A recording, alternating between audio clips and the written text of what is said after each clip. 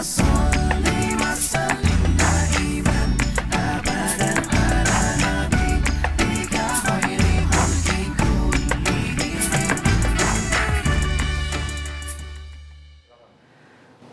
بالله من الشيطان الرجيم بسم الله الرحمن الرحيم ولكل أمة أجل فإذا جاء أجلهم لا يستأخرون ساعة لا يستأخرون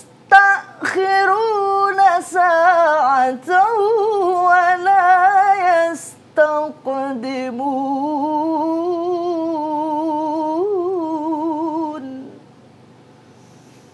Dalam kitabnya Zubdatut Tafsir min Fathil Qadir dikatakan walikulli ummatin ajal.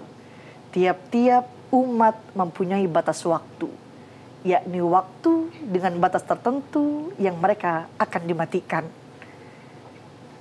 La yastakhiruna sa'atan wa la yastaqdimun. Tidak bisa diakhirkan dan tidak bisa pula dimajukan. Shadaqallahul azim. Maha benar Allah dengan segala firman-Nya.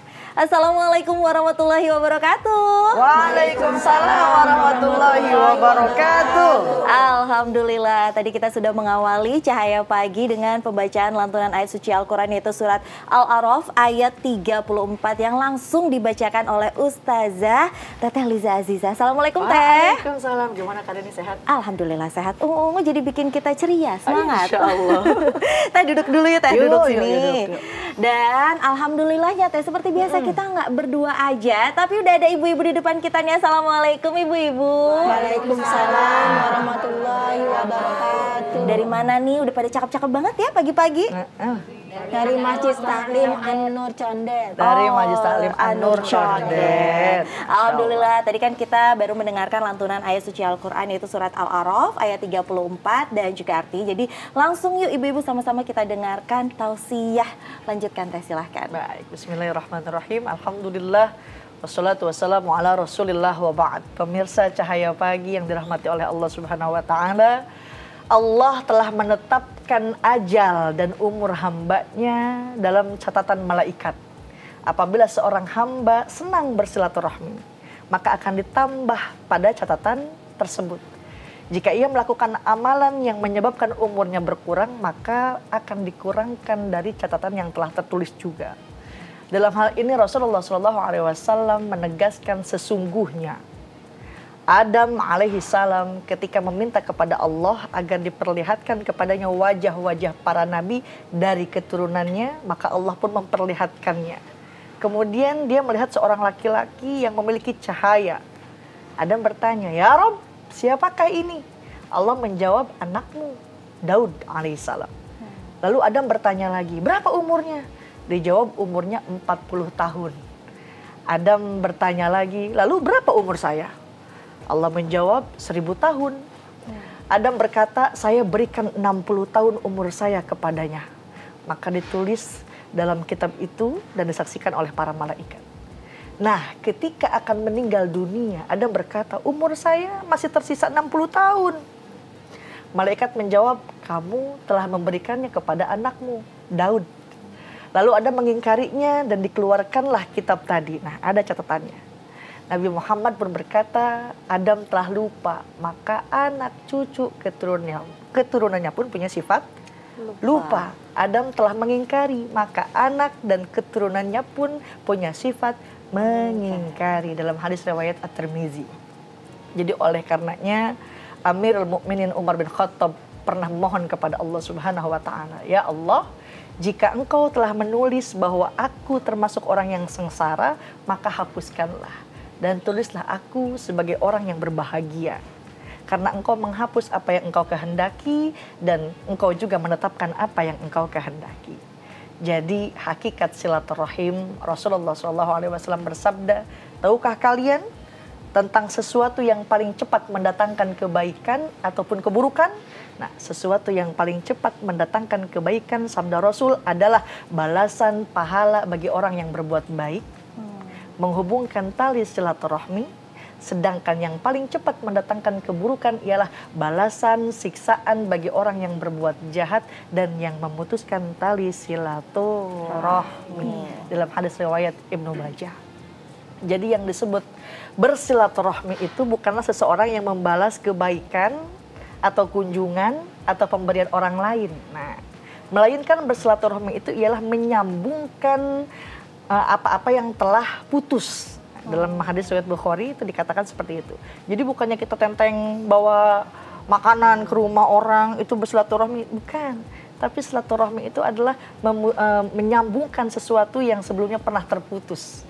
Sebelumnya itu benangnya kusut, nah kita leraikan. Itu yang namanya silaturahmi. Oleh karena itu menjadi sangat penting bagi kita umat Islam untuk menyadari bahwa silaturahmi tidak hanya merekayasa gerak-gerik tubuh, tapi ada melibatkan pula aspek hati. Cobaannya gede, boro-boro sama orang yang kita senang. Orang yang kita benci, kalau kita datang, perlu siap-siap. Susah, malah kalau di rumah kayaknya ibu udah bawa, apa dah tuh? Bukan senjata tajam tapi ya. Kalau orang lain mengunjungi kita dan kita balas mengunjunginya, ini tidak memerlukan kekuatan mental. Betul Ibu? Betul. Namun bila ada orang yang tidak pernah bersilaturahmi dengan kita, lalu dengan sengaja kita mengunjunginya, maka inilah yang disebut silaturahmi. Apalagi kalau kita orang tersebut menghindari pertemuan dengan kita, lalu kita mengupayakan diri untuk bertemu dengannya. Inilah silaturahmi yang sebenarnya. Rasulullah SAW bersabda, maukah kalian aku tunjukkan amal yang lebih besar pahalanya daripada sholat dan saum? Tanya Rasul SAW pada para sahabat. Apa kata sahabatnya? Tentu ya Rasul. Beliau kemudian menjelaskan, engkau damaikan yang bertengkar, menyambungkan persaudaraan yang terputus, mempertemukan kembali saudara-saudara yang terpisah, atau menjembatani berbagai kelompok dalam Islam, dan mengukuhkan tali persaudaraan di antara mereka. Dan itulah amal yang soleh yang besar pahalanya. Barang siapa yang ingin dipanjangkan umurnya, kata Rasul, diluaskan rezekinya, hendaklah ia menyambung tali silaturahmi. Jadi tali silaturahmi adalah tali silah, artinya menyambung. Rahim ada pada tempat wanita, di mana ada bayi 9 bulan 10 hari dikandungnya, penuh dengan kasih sayang, penuh dengan cinta. Jadi artinya silaturahmi adalah menyambung tali kekeluargaan. Nah, terkadang banyak kesalahan nih Kak di tengah masyarakat kita, bahwa silaturahmi itu menyamakan kita berkunjung kepada siapapun. Nah, padahal yang tepat menjalin tali silaturahmi adalah istilah khusus untuk kerabat. Untuk yang bersatu nasab, ya, berkunjung kepada orang tua, saudara atau kerabat, pokoknya yang punya silsilah kekeluargaan, rahim yang tersusun. Sebagaimana Ibnu Hajar menegaskan, silaturahmi dimaksudkan untuk kerabat, yaitu yang punya hubungan nasab, baik saling mewarisi ataukah tidak. Begitu pula masih ada hubungan mahram ataukah tidak. Jadi kadang kebalik Kak, giliran atasan yang ngundang, dandannya 7 hari 7 malam. Belum besok waktunya kita udah nangkring aja di angkot. Udah mau datang, giliran sepupu miskin nggak punya apa-apa, saudara pada anak paman, anak uwa, anak engkong, anak babeh dah. Miskin, lebaran juga kita lewat aja. Betul apa betul? Nah, bangun kebersamaan karena tidak ada persatuan dan kesatuan tanpa adanya silaturahim. Saya kasih contoh. Ibu punya jari 5. Ini 5-5-nya kalau digunain secara kompak, dia bisa kompak. Betul. 5 kalau dipakai mukul, kepukul sama 5-5-nya. Pakai nampar, kenampar 5-5-nya. Coba kalau ibu makan pakai jempol 1. Susah. 3 hari baru kelar. Mukul pakai 1 telunjuk, mana ada berasa. Jadi 5 jari walaupun beda tapi kompak bersatu. Nah, ada simbol di tengah masyarakat kita. Apa? Jempol simbolnya pemerintah, dari RT, RW, lurah, camat, apalagi tuh bupati, gubernur, menteri, presiden. Kalau kerjaan udah dijempolin sama pemerintah, bagus sudah urusan, ya kan? Telunjuk simbolnya buat siapa? Buat orang kaya. Orang kaya nunjuk, noh bangun madrasah. Yang itu beresin masjid. Kelar urusan, coba orang miskin nunjuk. Ya, habis dimaki-maki. Iya betul Bu. Iya, orang kaya mah beda Bu. Duduknya aja, duduk nih, dia kentut pret. Dibilang sama orang, sehat Bu Haji.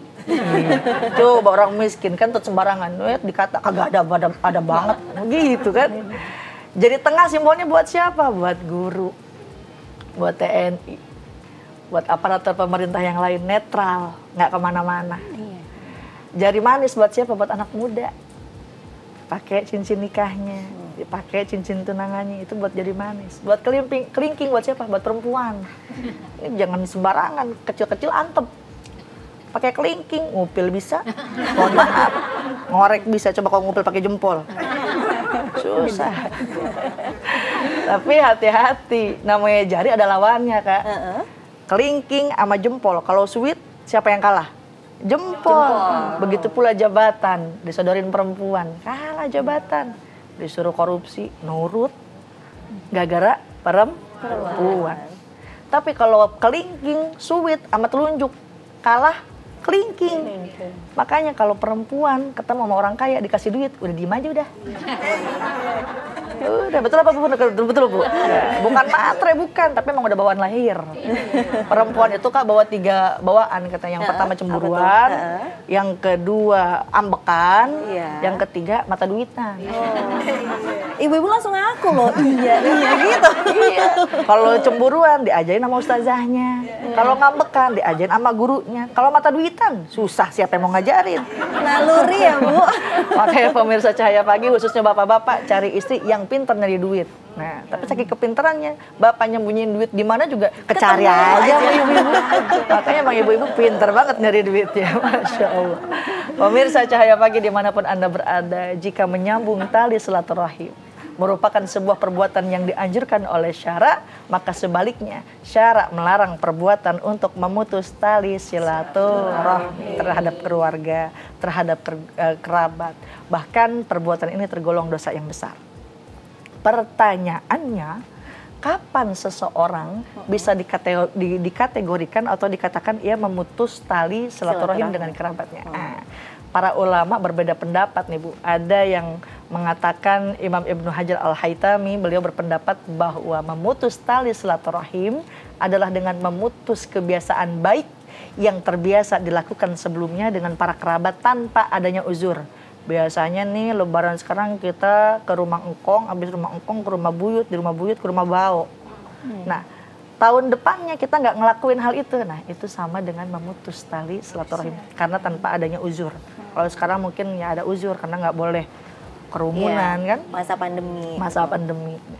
Jadi misalkan sebuah keluarga terbiasa bersilaturahim dengan saling mengunjungi beberapa kerabatnya pada hari raya. Jika hal tersebut tidak dilakukan pada hari raya berikutnya tanpa uzur, maka sudah termasuk dengan memutus tali silaturahim. Ada juga yang mengartikan melakukan perbuatan buruk pada kerabat, ya, berbuat zolim atau mencela, menyakiti, itu sudah termasuk memutus tali silaturahmi, memutus tali kasih sayang. Ingat, dalam Al-Quran dikatakan, A'udzubillahi minasyaitonirrajim. Duribat alaihimuz zillatu aynama suqifu. Allah, mama melohok aja. Duribat ditimpakan alaihim kepada mereka manusia. Azillatu kesengsaraan, azillatu kehinaan, azillatu kesusah.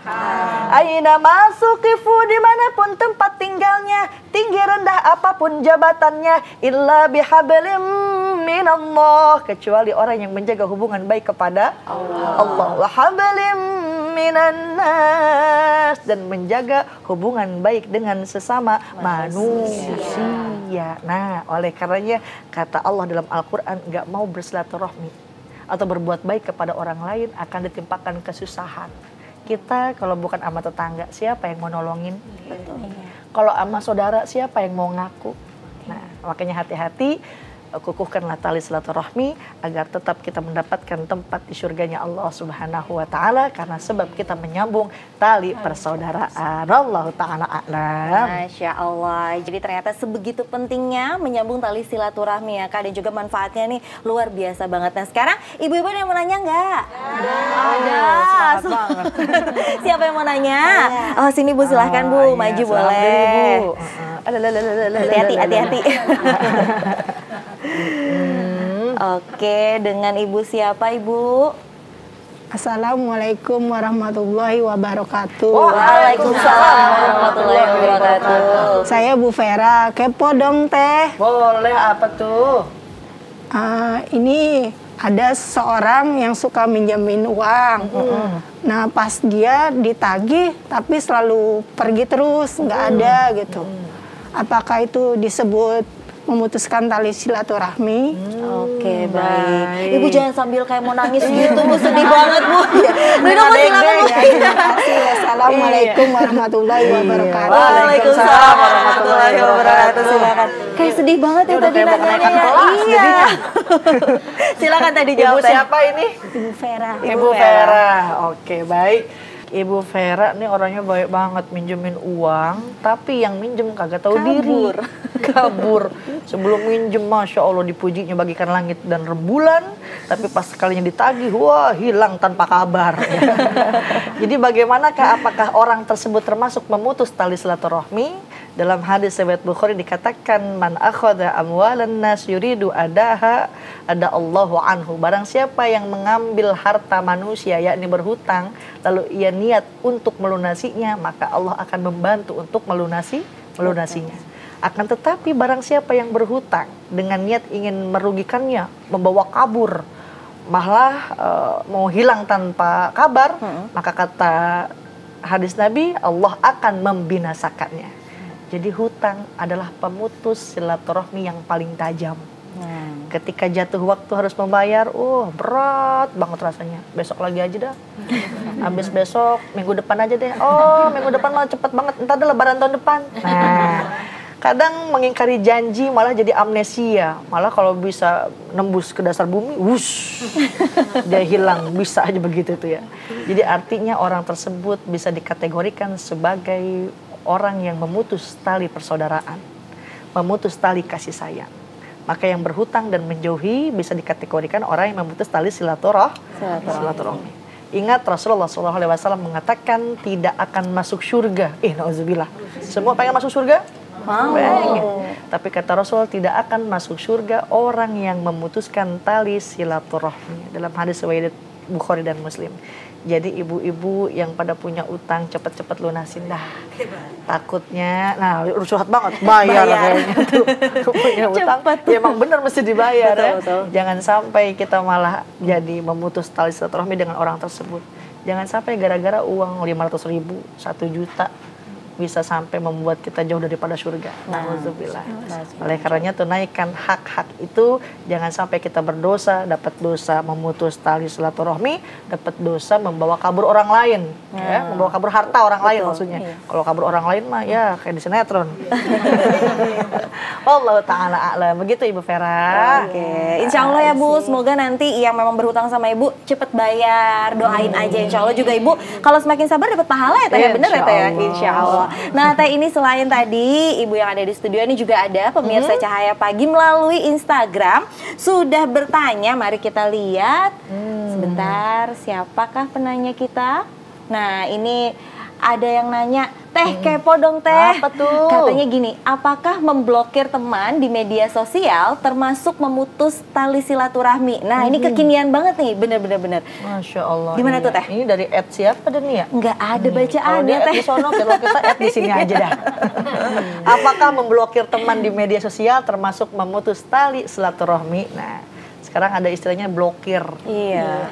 Follow, unfollow. Left group. Ibu tau left? Iya, Left, pergi udah, keluar dah. Yes aja udah. Baik, apakah blokir teman di media sosial memutuskan silaturahmi? Beda. antara memblokir dan memutus tali silaturahmi. Silah itu artinya hubungan, menyambungkan hubungan. Rahim, cinta kasih, artinya menghilangkan, artinya menyambung tali kasih sayang. Kalau blokir itu bukan berarti memutuskan, bukan berarti memutuskan cinta kasih. Bisa jadi karena kita memblokir orang tersebut agar terjaga kasih sayang kita. Bisa jadi ibu ngefollow orang tapi orangnya ngejelekin ibu mulu. Orangnya malah berkata-kata yang buruk. Betul. Atau mengujar kebencian. Nah, ibu menjaga hati ibu agar tidak terpengaruh. Itu bisa menyelamatkan kita daripada bahaya memutus tali silaturahmi. Dan membantu dia juga agar mungkin di timelinenya tidak melihat status ibu atau tidak melihat status postingannya sehingga dia mengomentari yang buruk-buruk. Nah, itu kita sama dengan menyelamatkannya. Jadi antara blokir dan memutuskan tali silaturahmi itu tidak nyambung, bukan tidak ada hubungannya itu. Jadi memutus tali silaturahmi adalah memutus tali kasih sayang. Sementara ngeblokir orang, nge-unfollow orang, apabila seseorang itu membawa kemudaratan buat kita, jauhin. Ibu tahu-tahu di depan rumah ada cowok ganteng ngetok-ngetok pengen masuk rumah. Kira-kira sama ibu mau dibawa masuk ke dalam apa mau ibu suruh pergi? Masuk ke dalam. Ini mau masuk ke dalam. Beda jawabannya. Disuruh pergi karena takut mengundang fitnah. Betul. Begitu pula kita memfollow orang, memblokir orang bukan tanpa ada alasan. Supaya terjaga hati kita, supaya dia pun terjaga daripada melihat postingan kita mungkin iri. Betul. Akhirnya dia memposting sesuatu hal yang tidak benar.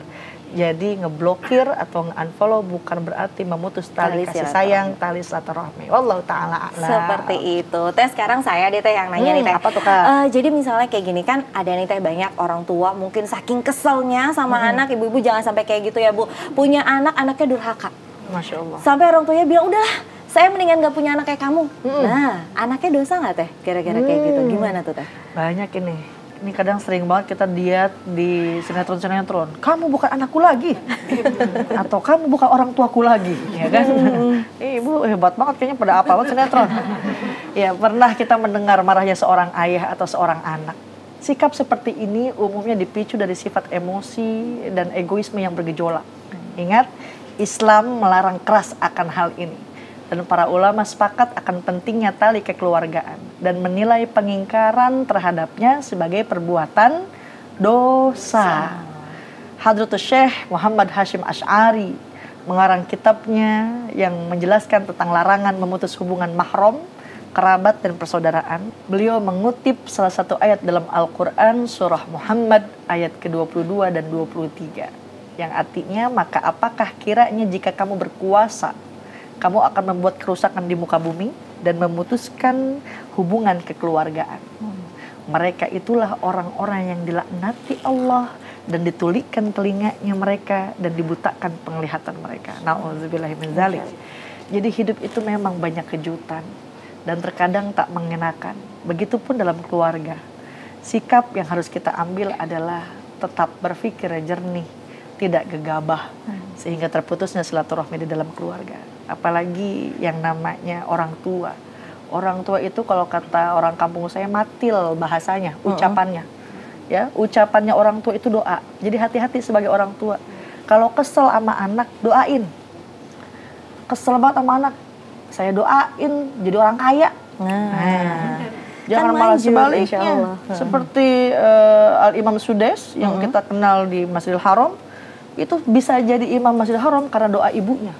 Imam As-Sudes itu begitu terkenal dengan kenakalannya waktu kecil. Sampai ibunya berkata, saya doakan kamu akan menjadi imam Masjidil Haram. Tuh, doa daripada ibu. Makanya hati-hati. Ridallahu fi ridal walidain. Ridhonya Allah ada pada ridho kedua orang tua. Wa suhtullahu fi suhtil walidain. Murkanya Allah ada pada murkanya kedua orang tua. Durhaka bukan berarti anak kepada orang tua, tetapi orang tua pun bisa durhaka kepada anak. Bagaimana durhaka seorang orang tua kepada anak? Yang pertama, tidak memberikan pendidikan yang baik. Ya, tidak mengajarkan huruf Al-Qur'an. Bu, ngaji, bawa anak-anak ke pengajian, bawa anak-anak biar baca Al-Qur'an. Mim patama te patah tamim domahmu matamu. Baca Al-Qur'an. Nawiru buyutakum, kata Nabi. Nawiru buyutakum bisolati wa qiraatil Qur'an. Terangi rumah kalian, bukan dengan lampu yang harganya jutaan rupiah, tetapi terangi rumah kalian dengan sholat dan membaca Al-Quran. Insya Allah kita sebagai al-ummu madrasatul ula, ibu-ibu pendidik yang utama, ajarin nih anak-anak ngaji. Anak soleh insya Allah bener pinter, tapi anak pinter belum tentu soleh.